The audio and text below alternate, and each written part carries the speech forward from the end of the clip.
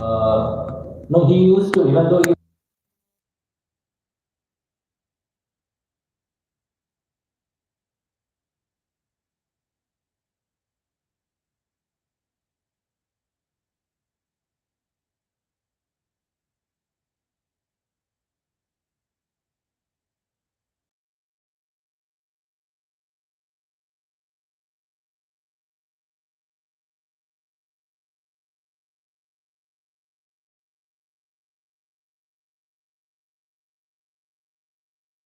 we see that Jadakarta, he wasted his life. You know, Bharata Maharaj was in the stage of Bhava. From the stage of Bhava, he fell down. So Jadakarta was very determined, especially as practicing devotees. It is very, very important for us to be determined in our goal in practicing Krishna consciousness, determined to surrender to the Lord. Krishna says in Bhagavad Gita 2.41, Vyavasayatmika buddhi. No? Those who are on this path are very resolute and they are very intelligent and their aim is one. So the determination is needed for us to progress on the path of spiritual life. When the determination is there, we won't have these external disturbances. Say for example, we are living in a house, suddenly our house has caught fire. So we all can imagine what our situation would be. We would be running around calling the fire engine, fire station. We would be very busy in somehow getting out of the house. At the same time, when your house is on fire and when all your family members, you are trying to somehow get out of the house, at the same time your neighbors are coming and fighting with you, what will you do? Will we stop all this? Okay, my neighbors are fighting, let me also fight back with them. We can see at my house, go away, I can see it later. Will we think like that?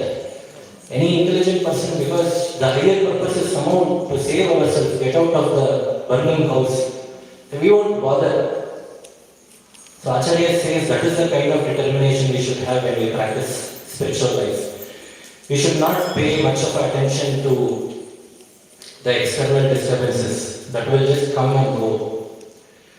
Because practicing Krishna consciousness is not that easy. I mean, initially we all get told, in the first class they told, just chant Hare Krishna and be happy. One devotee came to the temple. He was first timer, so one brahmachari, one devotee, he gave him beads. He told, so you start chanting, you will chant and you will be happy. The devotee took the beads, he was sitting and chanting, but in the room he is saying, many other devotees are chanting. So one devotee is going left, right, he is walking fast and he is chanting Hare Krishna, Hare Krishna, Hare Krishna, Hare Krishna. One devotee is circumambulating Tulsi, with 100 km speed. So he is not seeing any happiness in anybody's face. He went back there to Prabhu and told, Prabhu, you can chant Hare Krishna and be happy, but I see many people are very serious and they are like, I think they are in some mission. Yeah, chanting is first. Happiness will come at the end. So you have to chant. It is a process. So we see all these great devotees. We can see here Jadabarata, Dhruva Maharaj. They all went through a lot of tests. It was never easy for them. Jadabarata had to wait for 2 lives. Dhruva Maharaj did. Just in the age of 5, he did a lot of penances, which we can't even think about. And when were they success? Finally, when they surrendered to the Lord. We can take the example of Gajendra. Gajendra, we all know he was a king of one of the heavenly planets, and he was so powerful. And he ended up fighting with the crocodile, just not for 1 or 2 days, but for 1,000 years, 1,000 heavenly years. And not only Gajendra was in physical pain, but he was literally humiliated in front of his family members. All his family members, his wife, his children, everyone thought, oh, Gajendra, he's the head of the family, he's so strong, he's infallible, nobody can defeat him. All his subjects feared him. But what happened? The crocodile, no, he just could not get out of the mouth of the crocodile. As days passed, because crocodile is naturally very strong in the water and elephant is naturally strong on the land. And unfortunately, Gajendra got caught in the jaws of crocodile in the water. And as Gajendra was thinking, okay, some or the other day, this crocodile is definitely going to let me out. But no, as the days passed, this crocodile was becoming much more stronger and stronger and stronger. But Gajendra was trying everything with all this false hope.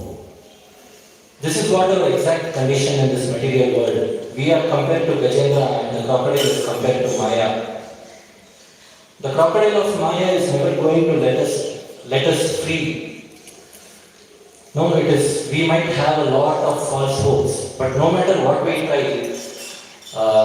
it is never easy to come out of the jaws of the crocodile unless and until we surrender to the Supreme Lord. So unless and until we surrender, it's never going to be easy. Advancement in Krishna consciousness is not about how many years we are in practicing Krishna consciousness or how many rounds, whether we are chanting 64 rounds or whether we have done Govardhan Parikram 1 or 2 times or whether we have done so many fastings, so many austerities. No, advancement in Krishna consciousness does not solely depend on this. I mean, all these points, all these what we do, all this Parikram austerity is for us to come to the platform of surrender. But after doing all this, if we are not able to surrender, then it becomes very, very difficult. So surrendering to Krishna is very, very important. Devotees especially. Maya is very tricky. Sometimes we think that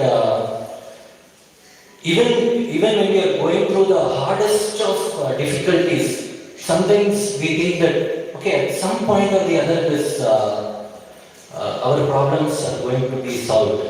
No, sometimes we think that way, and just by thinking like that, we take a little bit of relaxation. We ourselves, we just tell our mind, okay, today the problem is there, tomorrow it will go away. So it will become, everything will be alright, everything will be alright.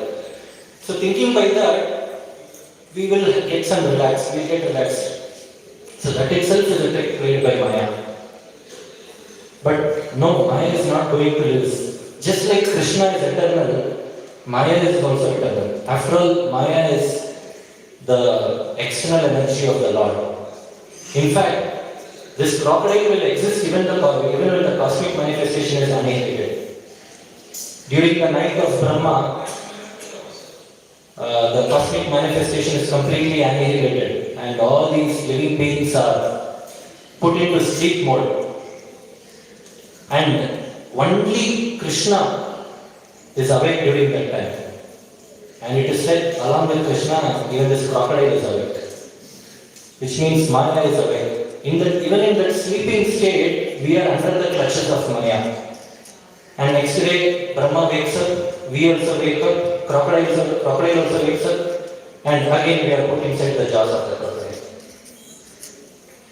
So unless and until we come to this point of surrender, so what does actual surrender mean? Actual surrender means humbling ourselves and accepting that Maya is very, very strong and we are very weak. This is how we have to pray to the Lord, that Maya is very strong and we are very weak. And after all my, efforts I have put, after all my false hopes and after all my efforts, Krishna, now I have understood that I am yours. Now I have understood that it is very, very difficult to fight over Maya. Now I realized that I cannot win over Maya by my own efforts. It is all your mercy that I need. Only by your mercy can I progress, I will be able to come out of this illusion. So this is what is actual surrender means. Unless and until we come to this point, it becomes very difficult for us it becomes very difficult for us to come out. So this is what we can imagine again. Bharata Maharaj was in the stage of bhava, and it was very, very tough, very, very tough. So this is what Gajendra did. He completely surrendered to the Lord, and then the Lord appeared. So this is what we have to do. Once we surrender, then we will come out of this illusion. Once we are determined, then the Lord will come towards us. The Lord is known as Bhakta Vatsala. He will never leave us. What does Bhakta Vatsala means? Bhakta Vatsala. The word Vatsala means, it comes from the Sanskrit word Vatsa. Vatsa means calf. Now, Vatsa means calf, then why is the Lord called Bhakta Vatsala? Does anyone know?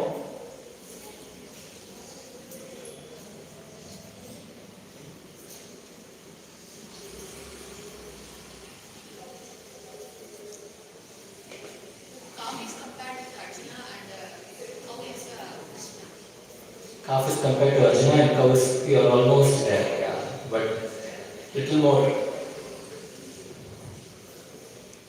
Okay, so this we can see the speciality of calf. There would be a lot of calves and cows grazing in the field, but when the mother cow comes, the mother cow can correctly identify, even when there are hundreds and thousands of cows there, it can identify their calf. It does not need any badge or identity cards. The calf can identify. We cannot identify. We have just learned that cows have 2 legs, 2 horns, 4 legs, and all these things. That's all. But we cannot identify. Similarly, even the calf can identify the cow. The speciality of the relationship between this calf and cow is the calf does not follow the mother. You can see when a group of cows are going, it is always the calf which is going in the front and the mother cow follows behind. Right? We have noticed. That is why this name Bhakta Vatsala is given to the Lord, because once when a pure devotee surrenders to the Lord, the devotee need not come behind the Lord. The Lord will always follow the devotee. That is why the name Bhakta Vatsala. We all say that sometimes the Lord is we all know in Bhagavad Gita it says Lord is impartial. He is not at all partial. But at the same time they say Lord is impartial, but still for devotees he shows a little bit of partiality. How does that statement becomes correct? It is completely contradiction. When you are saying Lord is impartial, that's all. It is done and dusted there. Full stop. We cannot again go and say that Lord is a little bit partial to devotees. Then that whole statement is false. Right? How is that possible? So, one good example where we can give is mother has 2 children. One boy is very, very intelligent. He is all well settled. He studied nicely. But whereas the other boy, he has a little bit of mental illness. So, what the mother does, she gives a little bit of care to the child who has mental illness. Does this mean that the mother is showing partiality between the 2 children?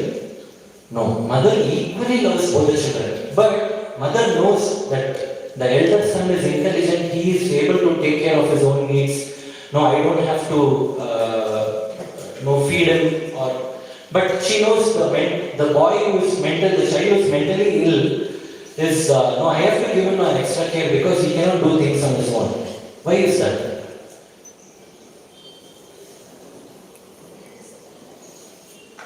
Why? Why is she taking care more? She's giving more care to the mentally ill child. Yeah, who said that? Yes, dependent. So the mentally ill child is more dependent on the mother. The other boy is very intelligent, he can take care of his own activities, but this child is more dependent. So similarly, non-devotees and devotees, what is the difference? We are more dependent on the Lord. And that is why the Lord gives that extra care to us. So it is not that Lord is showing partiality there. He is still equal to non-devotees and devotees. Just like the mother is still showing her love and affection to both the children. But there is an extra care given. So it's the same way. So that's why Lord, like I said, when the Lord comes, when a devotee is pure, the Lord always follows his devotee. That is why he is called Bhakta Vatsala. Actually, near Chennai there is a temple. It is called Bhakta Vatsala Perumal. Anyone has been to that temple? Deity is called Bhakta Vatsala Perumal. It is one of the 108 Divya Desham. There is a reason why the Lord was named Bhakta Vatsala Perumal there. So we all know what is this 108 Divya Deshams. So basically we have this alvars, 12 alvars. So whichever temples this alvars visit, any one of these alvars visit, and they visit a lot of temples, but there are very, very specific temples where these alvars will feel like singing and glorifying the Lord there. And they spend some time and they sing and glorify. It is called Pasuram. They sing, they glorify the Lord. When they glorify the Lord, then that temple is judged as one Divya Desham.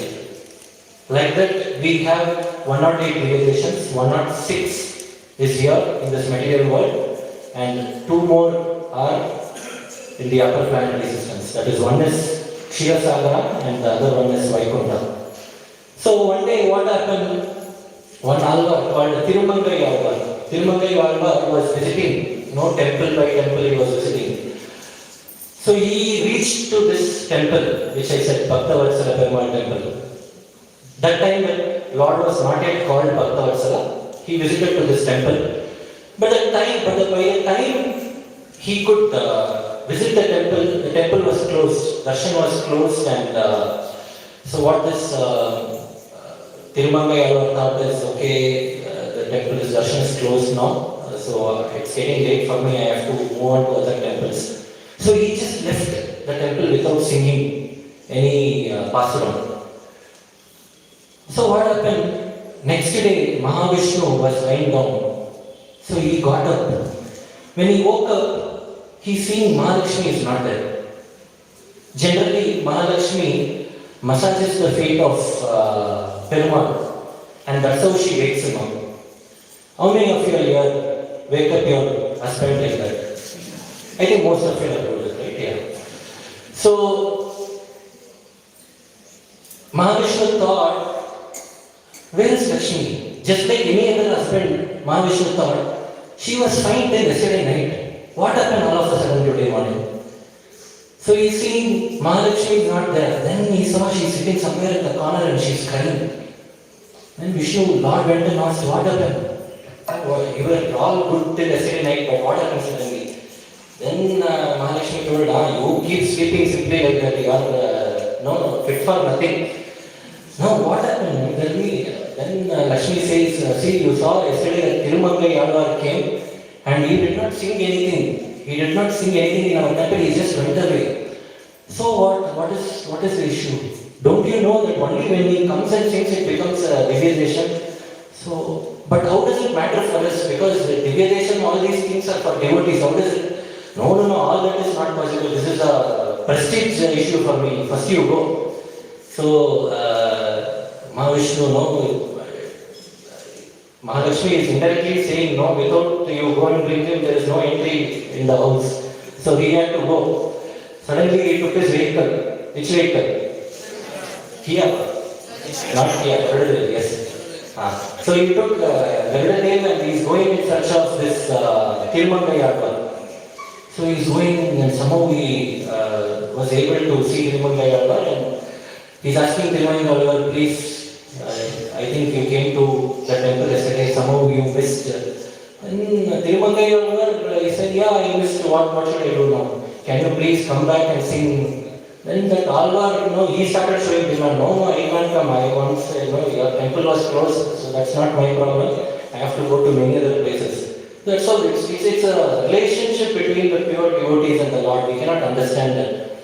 He started showing demand. No, I can't come. So Vishnu told, no, it is not for me. No, I am okay even if you don't sing. but my wife, she's not letting me home, so I have to anyways go. She's not even, next day morning when I wake up, today morning when I woke up, she's not even massaging my leg. So I hope you understand my issue. I told, okay, yeah, fine, I'll just come. She told, he told, okay, I'll just come and I'll sing one pasaram for you. So then Tirumangay sang one pasaram, and then Mahavishnu came back and Lakshmi told, yeah, what happened? Is everything success? Then Vishnu told, yeah, he sang. So how many pasaram? Just only one pasaram. What? One pasaram? All the other temple is singing so many pasaram. How come you have come only with one pasaram? You go back again. At least I want minimum 10 pasarams.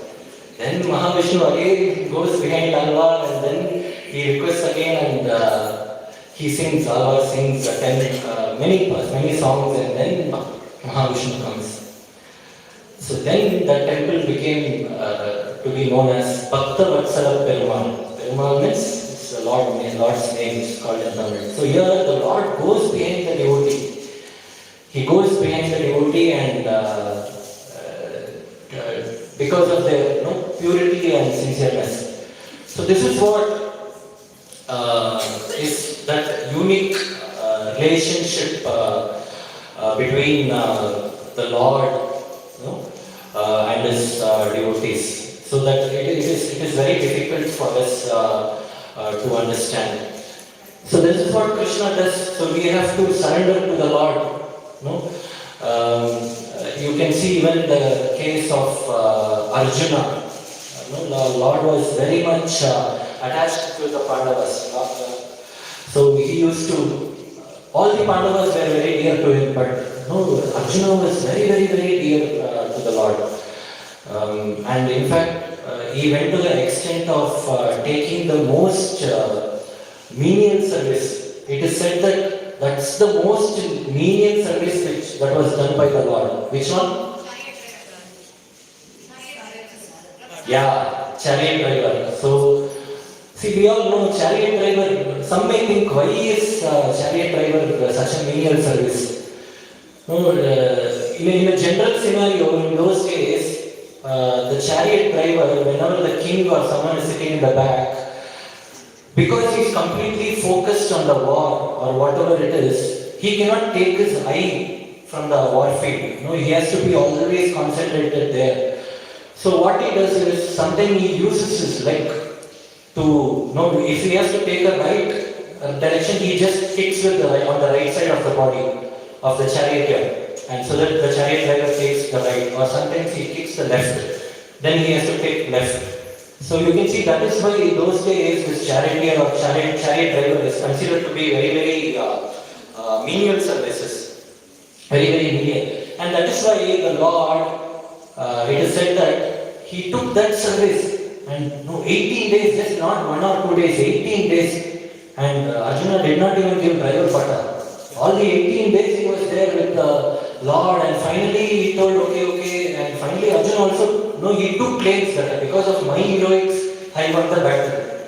So, even actually Brahma and Shiva got this doubt. Brahma started thinking, why is Krishna always very much attached to Arjuna? Why is Krishna always showing that special favor to Arjuna? We are also devotees, but why is he, still he has that special favor to Arjuna? Shiva is thinking, even I am Nandi, even I am also riding on Nandi daily. Not even one day Krishna came and told, come okay, you sit in the back, I will ride for you, I will take you for a ride. I have been serving Lord, but what is happening? So they started discussing. Who? Brahma and Shiva started discussing. Then they thought, okay, let us go to Dwaraka and ask the wives of Krishna. So they went to Dwaraka and they called all the wives and they started discussing, we have an issue, we have a doubt, we thought we'd discuss with you all. Why is that person called Arjuna so dear to Krishna? So they are asking, when the wives are saying, we also have the same question, we are also thinking the same way. Whenever that Arjuna comes to our house, then Krishna will forget everything. He doesn't even come. Sometimes we are sleeping in the veranda. He leaves Arjuna in our bedrooms and we end up sleeping in the balcony. So it becomes very difficult. I really don't know. Sometimes we feel angry when we see Arjuna. So as we are speaking, calling the names. So who is come? Arjuna has come from Hastinapura. Oh, this guy is come. God, see, now you already see what is going to happen. Then you can suddenly, Krishna is nowhere in the scene. As soon as Arjuna came, Krishna suddenly is coming. Oh, Arjuna, where are you? Where are you so long? It's been a long time. Just 1 week back, he came back from Hastinapura. Just 1 week back, they have met. And he said, it's been so long. Where are you? I did not see you at all. Then he is asking, how are you? How is everyone? He takes him to his personal bedroom and everything. Then when the wife saw this, oh, gone, that's all. He's going to forget us. So then days are passing, 1 day, 2 days, 1 week, 2 weeks. These wives are actually marking the calendar. When is this guy going to leave? Because Lord is not at all, he doesn't even know he's eating or nothing. He's always Arjuna, Arjuna, Arjuna. Finally, one day, what happened? Arjuna said, Krishna comes to have lunch. In fact, Krishna, Balaram and Subhadra comes for lunch. He calls Rukmini, come serve lunch. Rukmini says, oh, at least now you remember his name. Then she serves lunch and then Krishna is not eating. Why are you not eating? Then Krishna suddenly turns and says, where is Arjuna? So again, then Rukmini is like, okay, at least you eat and after that we can say, no, where is Arjuna? You call him, you have to eat. No, he might be somewhere. Okay, I think he might be in my bedroom. Can you go please and call him and come? So he sends Rukmini, go bring Arjuna. And Rukmini goes, but she never returns. Krishna saying, what happened? She's thinking, she went to call Rukmini, Rukmini went to call Arjuna, but she's not returned. Next she sends Satyabhama. Satyabhama, you go and search what happened. Satyabhama does not return. Next, he sends Jambavati, Kalindi, Netralinga, like this, one by one wives are going. Nobody is returning. Then at the end, Krishna himself goes. And when he goes, he goes into his bedroom and he sees Arjuna is sleeping and all these wives are surrounding him and just looking at Arjuna. Krishna is saying, what is so special? One person is sleeping, all these people are seeing. Maximum that person, what he will do, he'll be snoring, that's all. More than that, what he will be doing. Then all the wives are very astonished and they are just keeping their hands like on the cheek and they are seeing something amazing. And Krishna went near and when he saw why the wives are seeing Arjuna like that, because Arjuna is in deep sleep, but in the deep sleep, in each breath he is saying Krishna, Krishna, Krishna, Krishna. So Arjuna is in deep sleep. When we are awake only, we won't chant properly. Arjuna is chanting when he sleep. Each breath he is saying Krishna, Krishna, Krishna.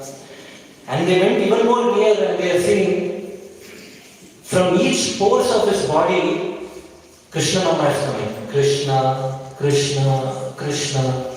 Then this wives understood. Oh, we all thought that, we are the ones who are loving our Lord so much. But here you see, Arjuna is, then they understood the position of Arjuna. Why, Lord likes Arjuna so much. Even here in this case you can see, Lord is always behind Arjuna. So that is why he is called as Bhakta Vatsala.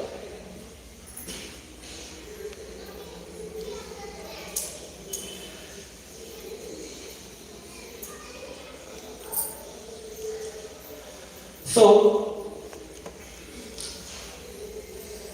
this is how the devotees, this is the platform where devotees should try to come. That is the kind of devotion we should all aim for. And for that, in Kali Yuga, the only possible way is to chant the holy names of the Lord. Hare Krishna, Krishna Krishna, Hare Hare, Hare Rama, Rama Rama, Hare Hare. So the whole point is to humble ourselves and surrender to the Lord and chant the holy names of the Lord. When we chant the holy names of the Lord, then we can attract we can attract the Lord towards us. Now, Bhakta Tulsidas says how the Lord's name is so powerful. He quotes an incident from Ramayana. So in Ramayana, what happens once Rama organizes one festival. No, just like we had our New Year celebration 2 weeks back, and the very next day there were Vaikuntha Ekadashi. There were so many services. So Ram also organized a festival in Ayodhya. So those days when a festival is organized, the whole agenda of the festival is they invite all the devotees to home, and all the devotees together they do Nama Sankirtan, Kirtan, and they do some Krishna Katha, and the devotees are served prasadam. So this is what is a festival, how it was organized those days. Even now among devotees, this is how we do. So Ram wanted to organize a festival, so he called upon a meeting. He invited Bharata, Lakshmana, Shatrugna, and Hanuman, so all these important personalities. And he gave, we are going to hold a festival, so many senior devotees, many enlightened souls, pure souls will be coming this festival, so we have to be very careful. So we'll have to organize this festival very nicely. And then what Ram told is, he gave each service department to each one of them.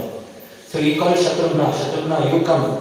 What you do is, whenever guest comes, you have to stand outside the house, wash their legs, remove their chappals, and keep it outside. So we are conducting a Sunday feast. We say from next Sunday feast, we will tell, when all the devotees are coming, one of the devotees should go wash everyone's leg and remove their chappals and keep it outside. How many of us will be ready? Yeah, so Shatrugna said, and I am sure all you wonderful devotees will be ready. So, just like you all, Shatrugna also said, yes my Lord, we will do it. And next he told Bharata, what you must do, once Shatrugna washes the leg, you have to take a garland and garland the guest, honor the guest. That is done. Next he called Lakshmana and he told, Lakshmana, you must put tilaka for all the guests. Next he called Hanuman and he told, you take the cooking in charge. For all the guests you have to cook, and all the devotees must be served, so you take care of the kitchen department. So what are all the 4 services? Shatrugna got washing the feet. Lakshmana got? No, Bharata got garland. Lakshmana got wearing tilaka. Hanuman got cooking. So the whole festival mode is started. Everyone started coming, and Shatrugna, as expected, he went out. He started washing all the legs and bringing devotees in. And once they entered the doorstep, Bharata was ready. Bharata put the garland, and then Lakshmana, he's wearing tilak. But the place where Lakshmana was wearing tilak, it became a little bit of bottleneck. We all can imagine, washing the feet and taking chappals and keeping it. We can do it very soon. And putting a garland is also very easy. You can just put a garland. But wearing tilaka, we all know, right? So if we put right, it will go left. If we put left, whenever we are very, very free in home, it will come correctly. But when we are going for any program, it won't come correctly. We have to stand. What you see is not so easy task. It takes around half an hour to 40 minutes of time. Some people keep scared and they have to correct and all that. Corrections that end this one. Just like after this cement is put on the house, the final touch they will do, right? Like that, all the final touch you have to do. This is we putting ourselves. Imagine you putting to other person. I think there was one wonderful devotee, Anand Prabhu's father. I forgot Prabhu's name. Sorry, what's name? Vaikuntha Prabhu. So if you devotees know, every Vaikuntha Ekadashi and any big festivals, he used to stand at the gate and put. It's a wonderful seva actually. And I was telling about ourselves putting tilaka. It's very difficult. It will go left, right, and every direction. Imagine Lakshmana has to put, and these are all big rishis, he cannot tell, hey, stand straight, he cannot tell that also. If it's some small children, he will say, stand straight, you can give one, you can hold the face and put it straight. Lakshmana can't do this, these are all big, it's all Narada Muni and big personalities has come. So it's very difficult. So what it became is, it became a bottleneck. People are standing in queue.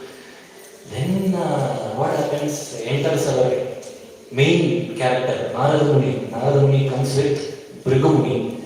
So both of them come together. And their feet were washed. Then garland was worn. But when they saw there was a very big queue. And when they saw the big queue, Bhrigu told, okay, let us sit somewhere. I think there is a big queue. We'll go after some time.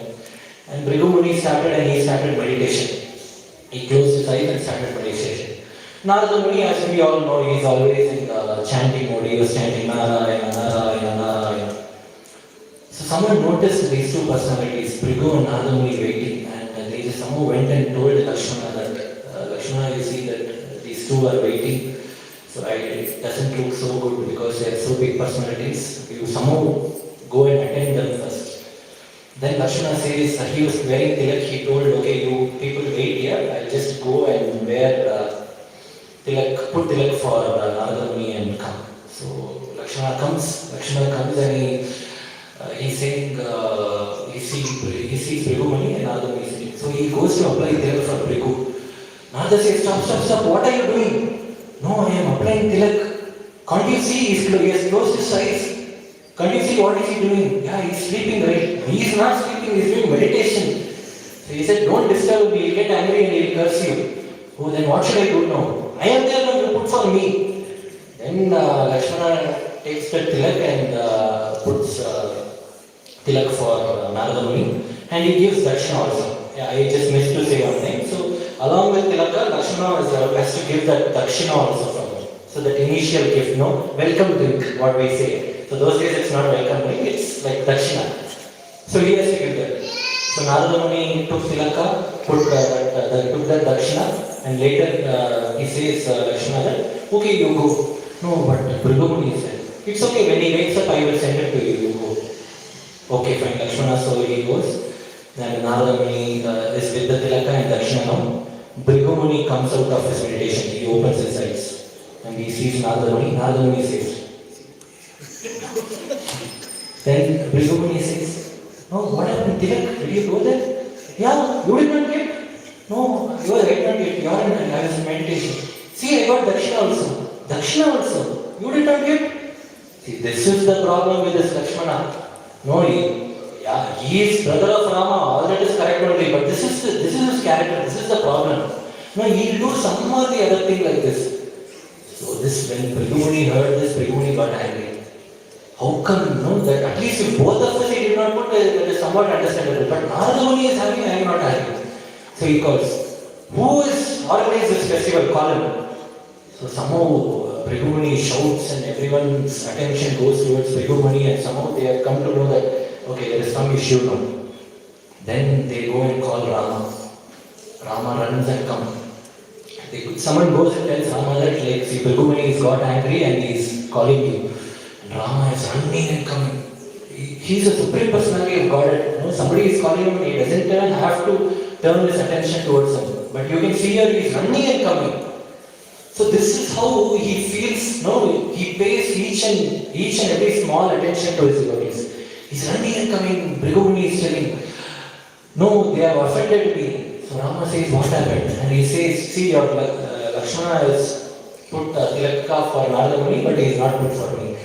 So Rama says, okay, wait, let me find out. Let me do an inspection. And if whoever is found out to have done some mistake, I will punish them. No, Bhrigu Muni says, no inspection. First punishment and then inspection. But in our place we are living, first inspection, second also inspection, third also inspection. Inspection will keep on going, no punishment at all in this material world. So like that, but Rama couldn't say anything. Then he said, okay, first punishment. Bhrigu says, first you say what punishment? You have to tell what punishment. And And Rama is completely perplexed. He does not know because he wants to find out if there is really any mistakes which has happened. But Brigumani is not leaving. He says, okay, whoever finds to be guilty, whoever has done this, I will use my arrow, Ramabanam, and then gone. Ramabanam. They say in Kambaramayana in Tamil, Ramanukku oru illu, oru sollu, oru villu. Ramanukku oru villu means only one arrow. If Rama takes one arrow and he's pointing at anyone, if he set up a target, then the target will never miss. Only one arrow is enough. We can see in many cases, Ravana, Vali. Then Ramanukku oru sollu. Oru sollu means only one word for Rama. He will never change his words. No? Like Rama, it is set out the Lord's speeches. Ramayana glorifies the Lord's speech. Rama is Purva Bhashya, Smita Bhashya, Mita Bhashya, Satya Bhashya, and Ita Bhashya. Like this, 7 points are there. No, one is he speaks very soft, he always is very honest, he does not hurt anyone by speaking, he does not just blabber something. So like this, there are many things. So, and Ramanukku oru villu, oru sollu, oru illu. He also has one house. One house means not one house, means one wife. Oru illu. In Tamil they say one illu means one wife. So Rama is told that now everyone, the news reaches somewhere. Lakshmana is not even aware. Lakshmana is still putting her tilaka. So he is not even aware what is going wrong. So somebody, Narada Muni knows. So Narada Muni goes to Lakshmana and he says that, do you know what has happened? What happened? Rama is looking for you. Better you run away from here because he is waiting, he is going to kill you. Kill me for what? You did not put tilaka. So you only told not to put these in meditation. No. I never told all those things. You have put for me, you should have put for him also. No. Who asked you to not put? You go, I don't know. Then Lakshmana understood the seriousness because he knows Rama very well. He won't see any partiality like my brother and all those things. So he told Krishna, in fact, asked Narada Muni, what should I do? You tell me again. Then Narada Muni said, only one person can help you, that is Anjana Devi. Go to Anjana Devi. Who is Anjana Devi?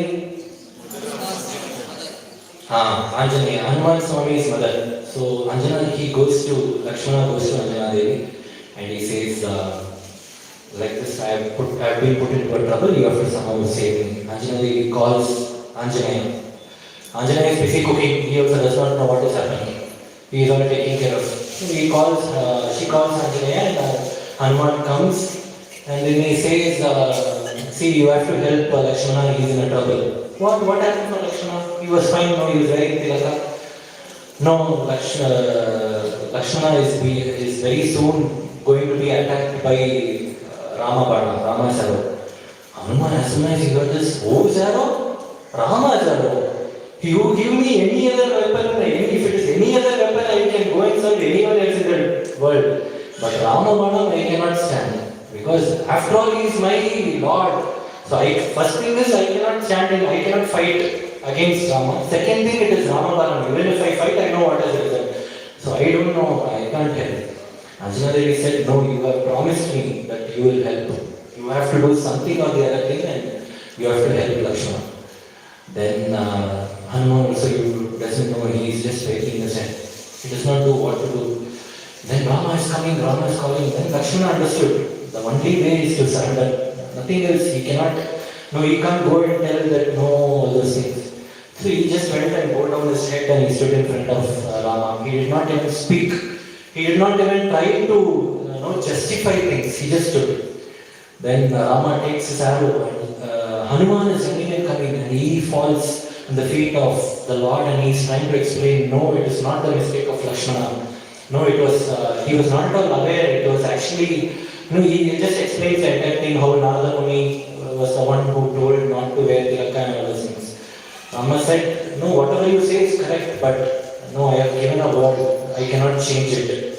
So he takes his arrow and he puts the arrow on the string and he is ready to leave the arrow. Hanuman did not know what to do. Then the only way he saw is he started chanting Hare Krishna, Krishna Krishna, Hare Hare, Hare Rama, Rama Rama, Hare Hare, Hare Krishna,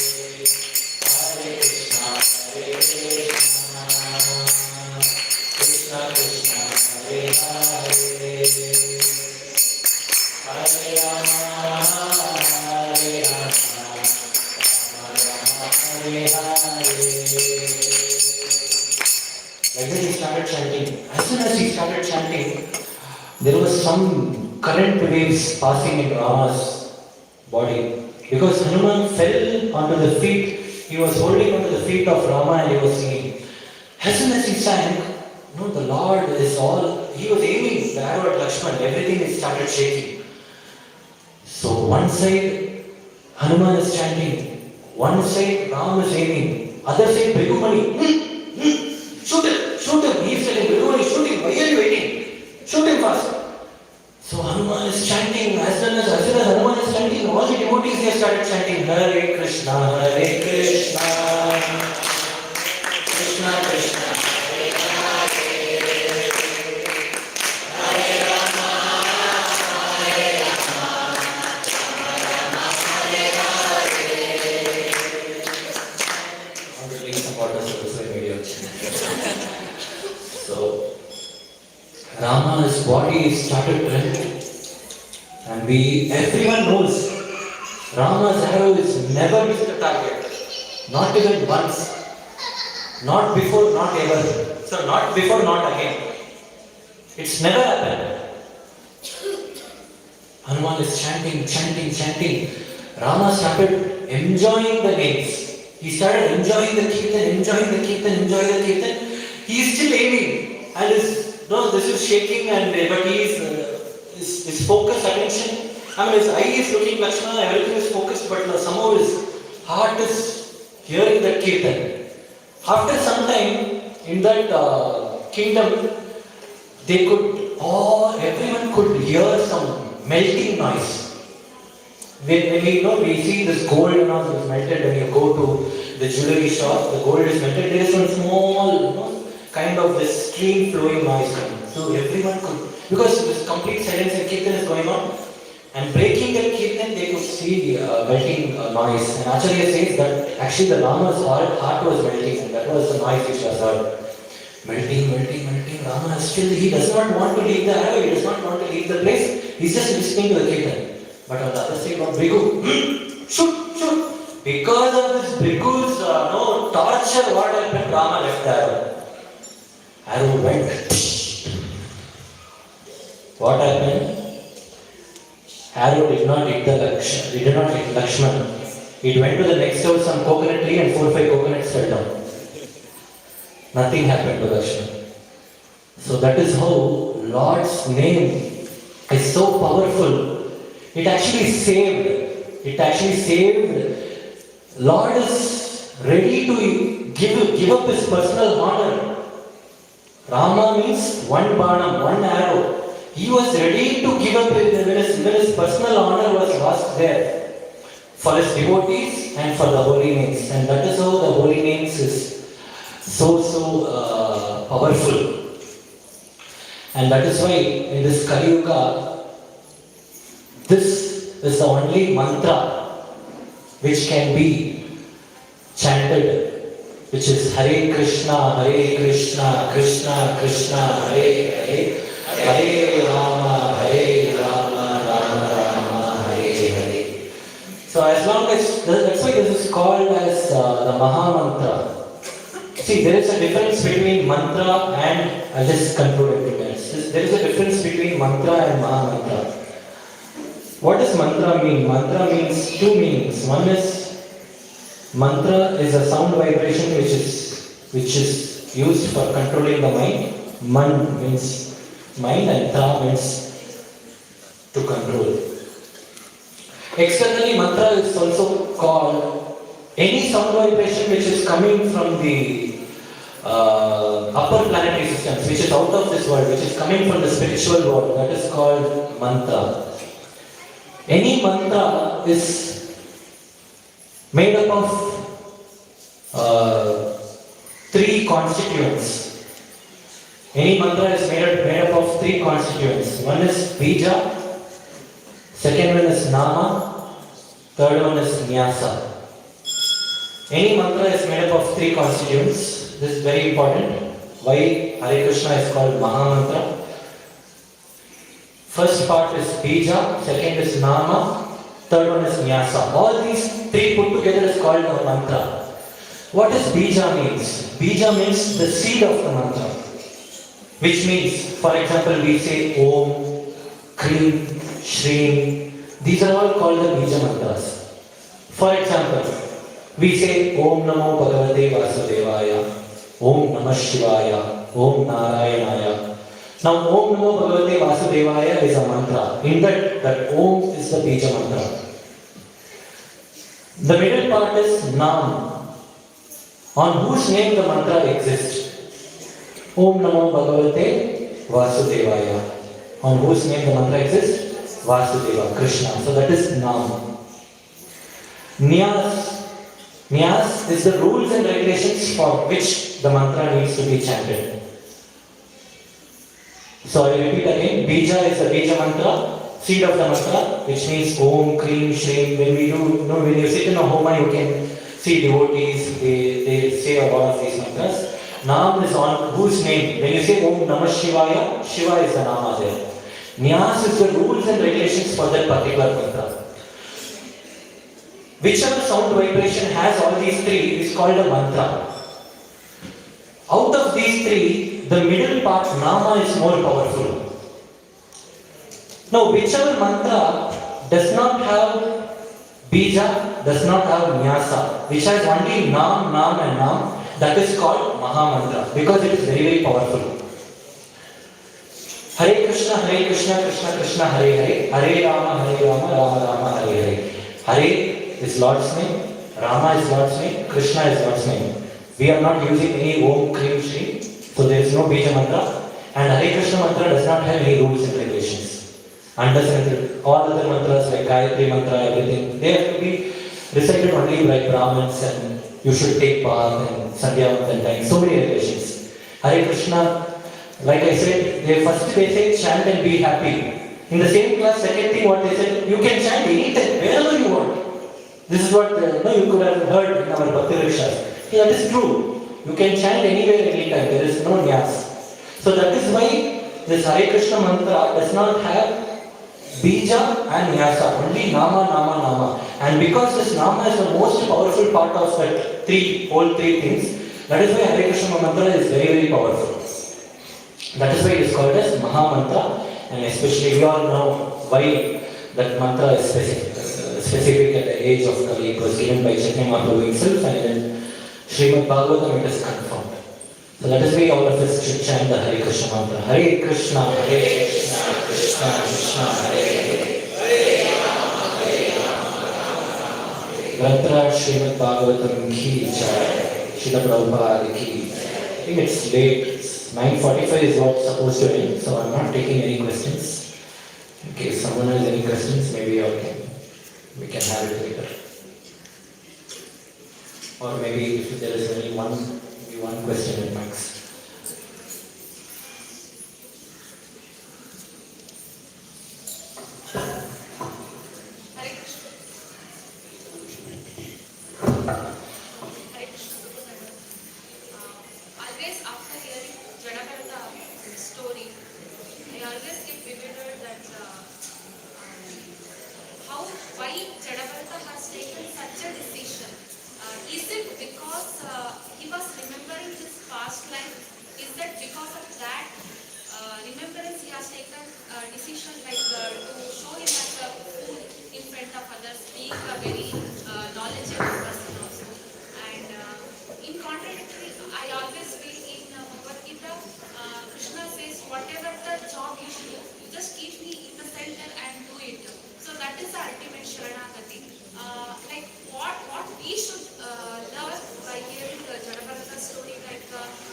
Is it his personal choice to become us like that, or we should also follow the same method what he has done to complete his surrenderness to the Lord. Thank you. So, first, to answer your first part, of course, Bhagavan says because he did not want to repeat that mistake because somehow he was blessed by the Lord to remember his previous life. And because he remembered his previous life, he was somehow taken, he did not want to repeat that mistake. And after all, these are all great personalities, and it is somehow the will and wish of the Lord and the special mercy of the Lord also that he wanted to show a message to everyone. It cannot happen to us. No, that is Jadabrata, a very, very exalted soul. Just remember, if Lord gives us as an opportunity to remember our previous life. No, we won't think like Jadabrata and take up Krishna consciousness. No, just imagine if we are remembering our previous life, then we'll think that, my previous family is somewhere in America, we will go in search of that wife. And we'll go and say, okay, I remember I was born in your family, I want all your money. So imagine, or maybe in your previous life, in my previous life, I was a pig. So we all know what the pig eats. And just imagine Lord gives all that remembrance and we are thinking in this human body, we are thinking we are eating a lot of nonsense. No, that is why Lord is very intelligent, He is not given us. I mean, Jadabrata is a different, he's after all exalted soul, and the Lord wants to show that message to everyone. And to answer your second part of the question, definitely we need not be like Jadabrata, because that's a leela which happened in Satyuga, and the Yuga Dharma for each Dharma is very different.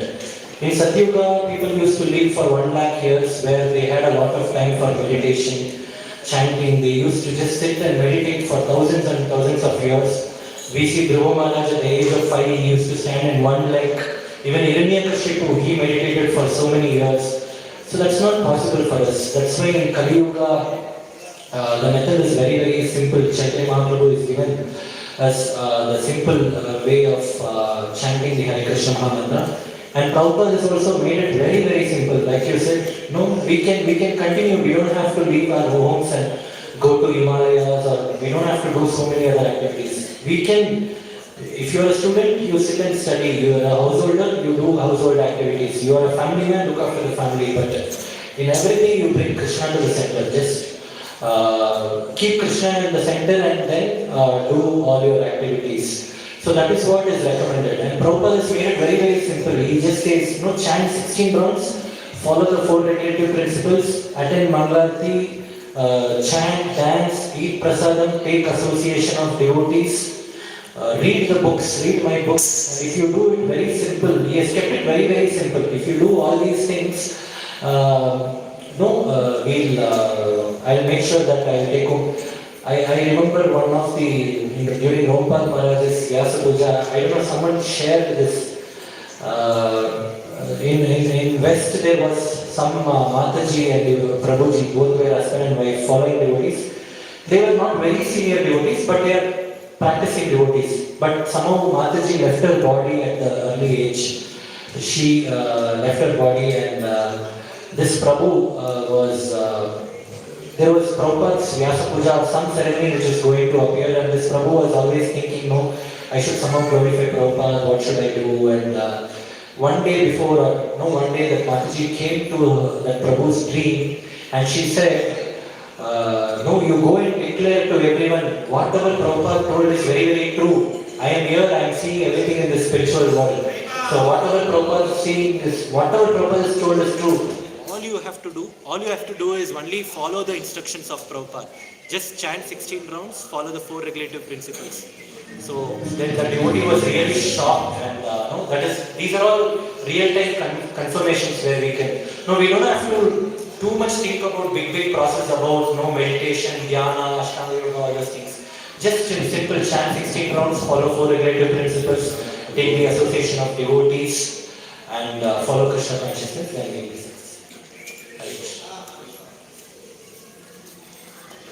Hare Krishna. Hare Krishna.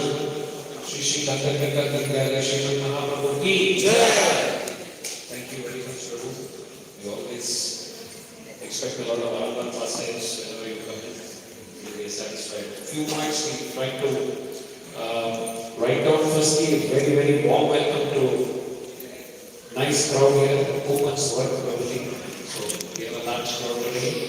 Okay.